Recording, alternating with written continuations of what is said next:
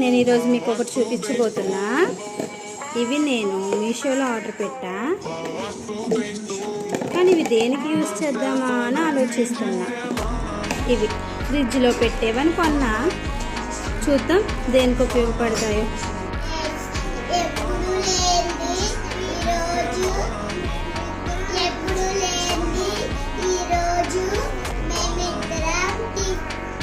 కూరగాయలు సదురు